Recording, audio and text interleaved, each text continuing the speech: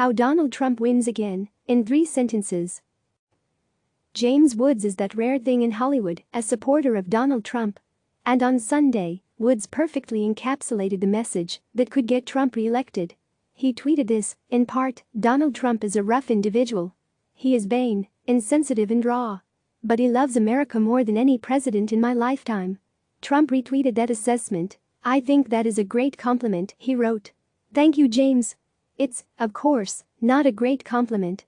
If someone called you vain, insensitive and raw, would you be flattered? But Woods' tweet is 100% right when it comes to how Trump can win again in November. The simple truth is that Trump was not, in 2016, and is not now someone who a majority of Americans say they like or admire. Consider these numbers from the 2016 exit poll. 1. Less than 4 in 10 voters in 2016 said they had a favorable opinion of Trump. 2. Just 1 in 3 thought Trump was honest and trustworthy. 3. Only 35% said that Trump had the right temperament to be president. How did Trump win? Because people may not have liked him, but they wanted radical change in Washington and believed that he could bring it about.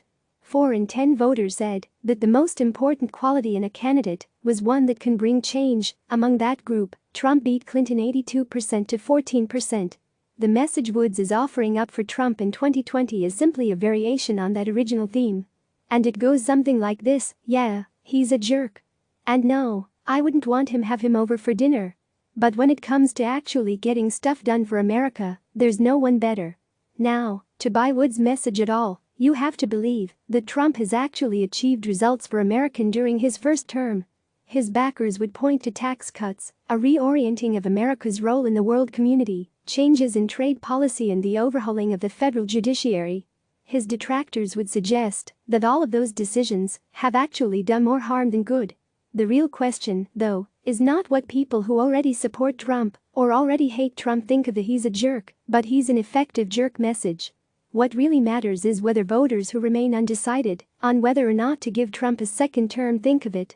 Woods' case was easier to make 3 months ago, when unemployment was low, the stock market was soaring, and Trump could credibly take credit for all of it.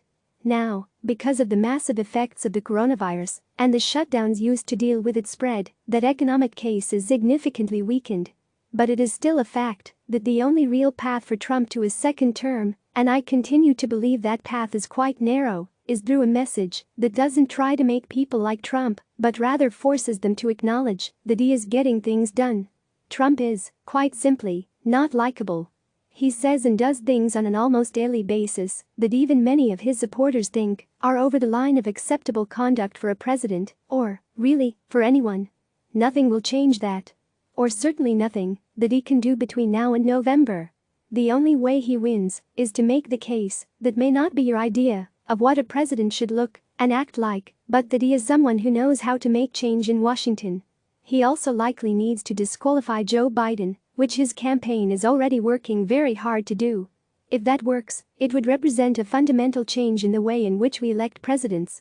Conventional wisdom has long dictated that people vote for someone they'd want to have a beer with. Aside from his most unquestioning acolytes, it's hard to imagine most people would want to have a beer with Trump. But will they vote for him anyway? They did once. And Woods and Trump have to hope they will vote for their jerk once more. Click subscribe to receive the latest news.